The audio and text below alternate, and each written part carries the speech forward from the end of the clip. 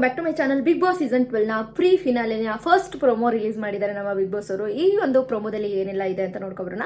ನಿಮ್ಮ ಪ್ರಕಾರ ಯಾರು ವಿನ್ನರ್ ಆಗ್ಬೋದು? ವಿನ್ನರ್ ಆಗಕ್ಕೆ ಒಂದೇ ದಿನ ಬಾಕಿ ಇರೋದು. ಯಾರೆಲ್ಲ ವೋಟ್ ಮಾಡಿಲ್ಲ, ಇವತ್ತು ನೈಟ್ ವೋಟಿಂಗ್ ಮುಗಿಯುತ್ತೆ.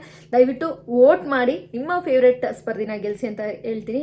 ಬಟ್ ನನ್ನ ಪ್ರಕಾರ ಯಾರನ್ನ ಗೆಲ್ಲಿಸ್ಬೇಕು, ಯಾರಿಗೆ ವೋಟ್ ಮಾಡಿ ಅಂತ ನಾನು ಕೇಳೋದಾದ್ರೆ ದಯವಿಟ್ಟು ರಕ್ಷಿತಂಗೆ ವೋಟ್ ಮಾಡಿ.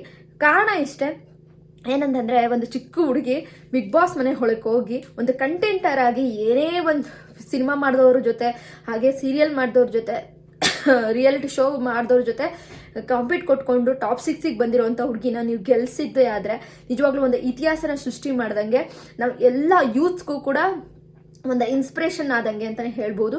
ಆ ಹುಡುಗಿನ ಆ ಸ್ಟೇಜಿಗೆ ಹೋಗಿ ಆ ಹಂತಕ್ಕೆ ಒಂದು ಯೂಟ್ಯೂಬ್ ಕಂಟೆಂಟ್ ಮಾಡಿಬಿಟ್ಟು ಆ ಹಂತಕ್ಕೆ ಹೋಗಿ ವಿನ್ನರ್ ಆಗಿದ್ದಾಳೆ ಅಂದರೆ ನಾವು ಯಾಕೆ ಮಾಡಬಾರ್ದು ಅಂತ ಪ್ರತಿಯೊಬ್ಬ ಯೂತಲ್ಲೂ ಕೂಡ ಒಂದು ಹುಮ್ಮಸ್ಸು ಹುಟ್ಟುತ್ತೆ, ಒಂದು ಛಲ ಹುಟ್ಟುತ್ತೆ. ಅದಕ್ಕೋಸ್ಕರ ದಯವಿಟ್ಟು ನಮ್ಮ ರಕ್ಷಿತಂಗೆ ವೋಟ್ ಮಾಡಿ ಗೆಲ್ಸಿ ಅಂತ ಹೇಳ್ತೀನಿ. ಯಾಕೆಂದರೆ ತುಂಬ ಅರ್ಹತೆಯೂ ಇದೆ ಹುಡುಗಿಗೆ. ವ್ಯಕ್ತಿತ್ವ ಅಂತ ಬಂದಾಗ ವ್ಯಕ್ತಿತ್ವನ ಕಾಪಾಡ್ಕೊಂಡು ಬಂದಿದ್ದಾಳೆ. ಎಲ್ಲರಿಗೂ ಒಂದು ಕೇರ್ನೆಸ್ ಆಗಲಿ, ಪ್ರೀತಿ ಆಗಲಿ ಕೊಟ್ಕೊಂಡು ಒಂದು ಗುಂಪಲ್ಲೇ ಸೀಮಿತ ಆಗದಂಗೆ ಎಲ್ಲ ರೀತಿಯ ಆಕ್ಟಿವಿಟಿಲೂ ಇದ್ದು ಒಂದು ಪ್ರಮೋಷನ್ ಬಂದಾಗ ಪ್ರಮೋಷನ್ ಮಾತಾಡೋದಿರ್ಬೋದು. ನಾನು ಮೊನ್ನೆ ಒಂದು ವಿಡಿಯೋ ನೋಡ್ತಾ ಇರುವಾಗ ಅದೇನು ಮೊಸರೋದು ಒಂದು ಏನಿತ್ತದು ಆ್ಯಡ್ಸ್ ಆ್ಯಂಡ್ ಕಾರ್ಡ್ ಇದಿರುತ್ತಲ್ವ, ಅದನ್ನ ಮಾಡುವಾಗ ಎಷ್ಟು ನೀಟಾಗಿ ಮಾತಾಡ್ತಾಳೆ. ಆ ಒಂದು ಲವ್ಲವಿಕೆ ಇರ್ಬೋದು, ಏನೇ ಒಂದು ಸಾಂಗ್ ಹಾಕ್ಲಿ ಎಷ್ಟು ಆಕ್ಟಿವ್ ಆಗಿ ಡ್ಯಾನ್ಸ್ ಮಾಡ್ತಾಳೆ, ಎಷ್ಟು ಆಕ್ಟಿವ್ ಆಗಿರ್ತಾಳೆ. ಪ್ರತಿಯೊಂದು ಇದರಲ್ಲೂ ಒಂದು ಸಾಂಗ್ ಬಂದ ತಕ್ಷಣ ಯಾರೋ ಬರ್ತಾ ಇದ್ದಾರೆ ಅಥವಾ ಏನು ಬರ್ತಾ ಇದ್ದಾರೋ ಗೊತ್ತಿಲ್ಲ, ಬಟ್ ಎದ್ದು ಅಷ್ಟು ಕುಣಿಯೋದಾಗ್ಲಿ, ಡ್ಯಾನ್ಸ್ ಮಾಡೋದಾಗ್ಲಿ ಆಕ್ಟಿವ್ನ ನಾವು ನೋಡಿದ್ದೀವಿ.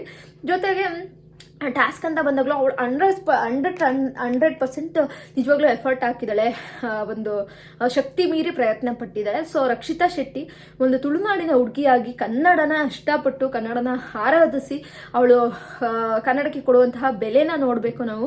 ಕನ್ನಡ ಬರದೇ ಇದ್ರೂ ಕೂಡ ಕನ್ನಡನ ಮಾತಾಡೋಕ್ಕೆ ಇಷ್ಟಪಡ್ತಾಳೆ, ಮಾತಾಡೋಕ್ಕೆ ಟ್ರೈ ಮಾಡ್ತಾಳೆ, ಇಷ್ಟಪಟ್ಟು ಮಾತಾಡೋ ಪ್ರಯತ್ನನ ಮಾಡ್ತಾಳೆ. ಅದಕ್ಕೆ ನಾವು ನಿಜವಾಗ್ಲೂ ಕೂಡ ಬೆಲೆ ಕೊಡಲೇಬೇಕು. ದಯವಿಟ್ಟು ತುಳುನಾಡಿನ ಹುಡುಗಿಯಾದರೂ ಕನ್ನಡಕ್ಕಿರುವಂತಹ ಅಭಿಮಾನಕ್ಕೋಸ್ಕರನಾದ್ರೂ, ಮತ್ತು ಅವಳು ಆಟ ಆಡಿರೋದು ಕೂಡ ತುಂಬಾ ಚೆನ್ನಾಗಿದೆ. ವ್ಯಕ್ತಿತ್ವ ಅಂತ ಬಂದಾಗ ಮೇಲಿದ್ದಾಳೆ, ಆಟ ಅಂತ ಬಂದಾಗಲೂ ಮೇಲಿದ್ದಾಳೆ, ಒಂದು ಇಡೀ ಜನತೆಯ ಪ್ರೀತಿ ಅಂತ ಬಂದಾಗಲೂ ಕೂಡ ಮೇಲ್ಗಡೆ ಇದ್ದಾಳೆ.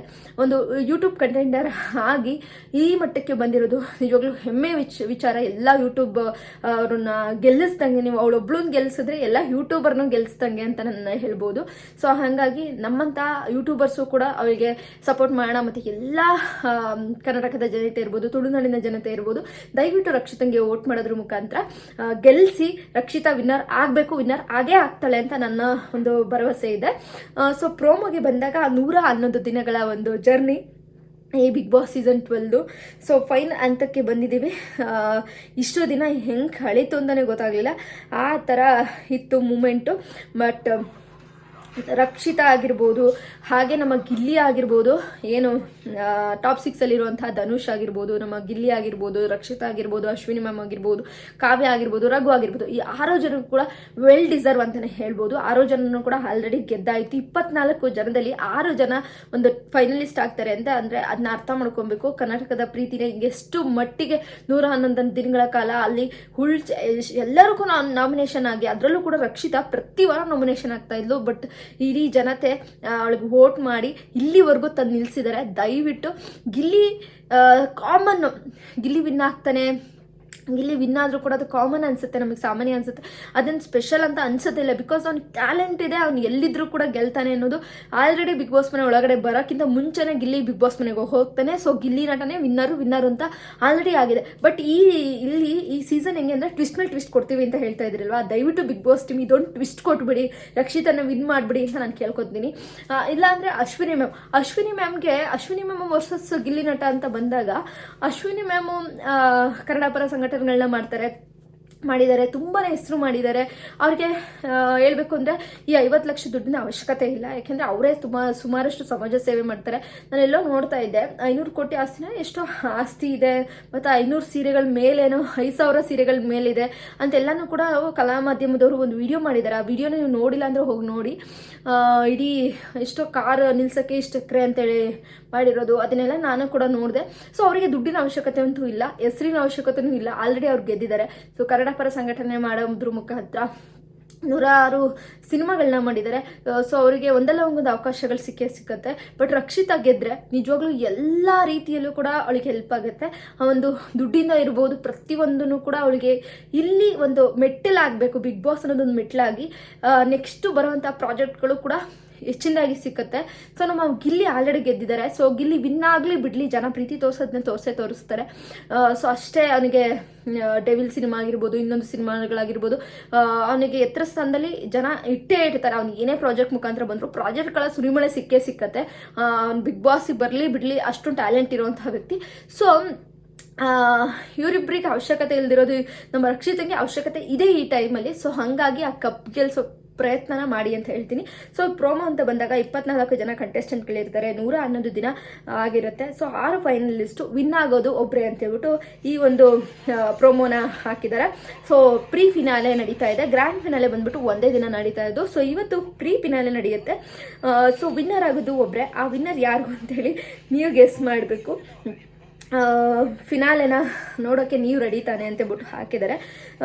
ಸೊ ಇಡೀ 111 ದಿನದ ಜರ್ನಿನ ನೋಡ್ತಾ ಬಂದರೆ ಒಂಥರ ನಾವೆಲ್ಲರೂ ಕೂಡ ಈ ಸೀಸನ್ನ ಹೆಂಗೆ ಅಂದರೆ ಒಂದಷ್ಟು ಅಡೆತಡೆಗಳು ಬರುತ್ತೆ. ಇದು ಅಷ್ಟು ಜನ ಹೊರಗಡೆ ಹೋಗಬೇಕಾಗತ್ತೆ, ಅಲ್ಲೊಂದು ಕೋರ್ಟ್ ಆದೇಶ ಬರುತ್ತೆ. ಅದಾದಮೇಲೆ ಮತ್ತೆ ಬಿಗ್ ಬಾಸ್ ಒಳಗಡೆ ಹೋಗ್ತಾರೆ. ಒಂದಷ್ಟು ಜನ ವೈಲ್ಡ್ ಕಾರ್ಡ್ ಎಂಟ್ರಿ ಹೋಗ್ತಾರೆ, ಒಂದಷ್ಟು ಗೆಸ್ಟ್ ಆಗಿ ಹೋಗ್ತಾರೆ. ಅದಾದಮೇಲೆ ಸುಮಾರಷ್ಟು ಸೀಕ್ರೆಟ್ ರೂಮ್ಗಳಿಗೆ ಹೋಗ್ತಾರೆ. ಇಬ್ಬರು ಕೂಡ ಸೀಕ್ರೆಟ್ ರೂಮ್ ಅಂತೆ, ಮತ್ತು ರಕ್ಷಿತನ್ನು ಕೂಡ ಸೀಕ್ರೆಟ್ ರೂಮ್ಗೆ ಹಾಕ್ತಾರೆ. ಒಂಥರ ಡಿಫರೆಂಟ್ ಆಗಿ ಟ್ರೈ ಮಾಡೋಕ್ಕೋಸ್ಕರ, ಹೆಂಗೋ ಒಟ್ಟಿನಲ್ಲಿ TRP ತಗೋಬೇಕು ಅನ್ನೋ ಒಂದು ಕಾರಣಕ್ಕೋಸ್ಕರ ನಮ್ಮ ಬಿಗ್ ಬಾಸ್ ಟೀಮ್ ಪ್ರಯತ್ನ ಪಟ್ಟರು. ಹಾಗೆ ಕೆಲವೊಂದು ಕಂಟೆಂಟ್ಗಳು ಕೂಡ ಕೊಟ್ಟರು. ಸೊ ನಮಗೆ ಇಷ್ಟು ಜರ್ನಿಯಲ್ಲಿ ಹ್ಯಾಪಿ ಅಂತ ಅನಿಸಿದ್ದು, ತುಂಬಾ ಖುಷಿ ಕೊಟ್ಟಿದ್ದಂಥ ವಿಚಾರಗಳು, ಖುಷಿ ಕೊಟ್ಟಂತಹ ಕಂಟೆಸ್ಟೆಂಟ್ಗಳು ನಮಗೆ ಈ 6 ಜನರಲ್ಲಿ ಇದ್ದೇ ಇದ್ದಾರೆ.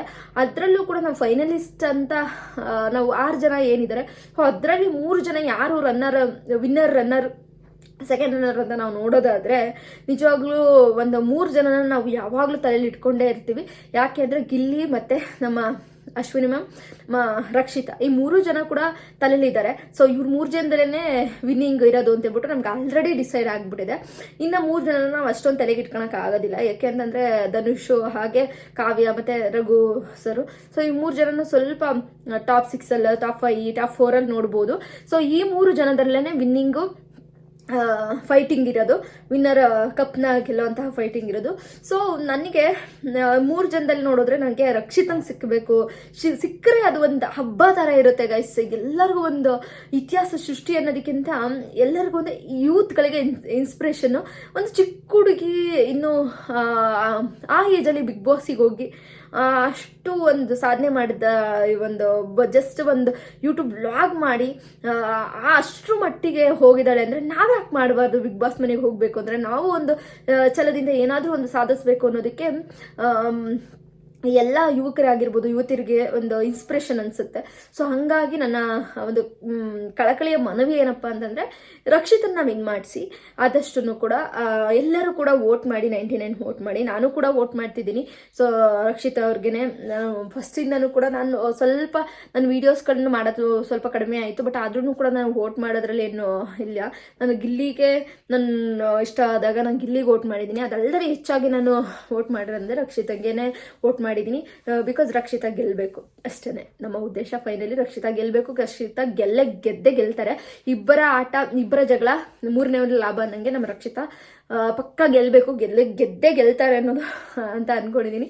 ದಯವಿಟ್ಟು ಯಾರೆಲ್ಲ ವೋಟ್ ಮಾಡಿಲ್ಲ ಕೈ ಮುಗಿದು ಕೇಳ್ಕೊತೀನಿ, ರಕ್ಷಿತಂಗೆ ವೋಟ್ ಮಾಡಿ ನಮ್ಮ ಕನ್ನಡದ ಹೆಮ್ಮೆಯ ಹುಡುಗಿ ನಮ್ಮ ರಕ್ಷಿತನ, ಪುಟ್ಟ ಹುಡುಗಿ ಆದ್ರೂ ಒಂದು ಆಟ ಅಂತ ಬಂದಾಗ ಅಷ್ಟು ಎನರ್ಜೆಟಿಕ್ ಆಗಿ ಎಷ್ಟು ಜನ ಮಧ್ಯೆ 24 ಜನ ಮಧ್ಯದಲ್ಲಿ ಟಾಪ್ 6ಗೆ ಬಂದಿದ್ದಾಳೆ. ಟಾಪ್ ವಿನ್ನರ್ನ ಮಾಡೋದು ನಿಮ್ಮ ಕೈಯಲ್ಲಿದೆ. ನಮ್ಮ ರಕ್ಷಿತನ ವಿನ್ ಮಾಡಿ ಅಂತ ಕೇಳ್ತಾ ಇವತ್ತಿನ ವಿಡಿಯೋನ ಮುಗಿಸ್ತಾ ಸ್ನೇಹಿತರೆ. ಇಷ್ಟ ಆದರೆ ಲೈಕ್ ಮಾಡಿ, ಶೇರ್ ಮಾಡಿ, ಕಮೆಂಟ್ ಮಾಡಿ ಗೈಸ್. ಬಾಯ್. ಸಬ್ಸ್ಕ್ರೈಬ್ ಮಾಡ್ಕೊಳ್ಳಿ.